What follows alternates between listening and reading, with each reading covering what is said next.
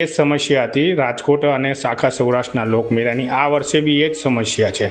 હવે જ્યારે આખું વર્ષ મેળાની એક્ટિવિટી આખા ગુજરાતની અંદર બંધ રહી, ઘણા બધા મેળાઓનો કાર્યક્રમ ન થઈ શક્યો, લાખો લોકોનું નુકસાન થયું, લાખો લોકો રોજીરોટીથી વંચિત રહ્યા અને એ સિવાય ઓર્ગેનાઇઝર લોકોને બી લાખો રૂપિયાની મૂડીનું નુકસાન થયું। હવે આજે ફરીથી જન્માષ્ટમી 2025ની જ્યારે વાતચીત થઈ રહી છે, છેલ્લા એક મહિનાથી એક્ટિવિટી થઈ રહી છે, 3-4 હરાજીઓ, 3-4 ફોર્મ ઉપાડવાની મુદતો વધી રહી છે, છતાં બી કાર્યક્રમો અંતિમ તબક્કે પહોંચી નથી।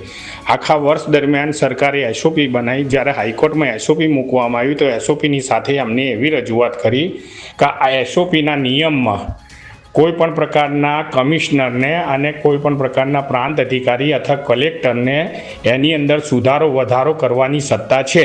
કલેક્ટર ખસેડીને મોકલે છે ગાંધીનગર અને ગાંધીનગરવાળા ખસેડીને મોકલશે કલેક્ટર જોડે, એટલે આણી ચાણીની રમત રમતા જ રહેવાનું અને મેળાના જે કાર્યક્રમો કરનાર વ્યક્તિઓને ઉલ્લુ બનાવવાનો એક આ ગુજરાત સરકારનો કારસો છે।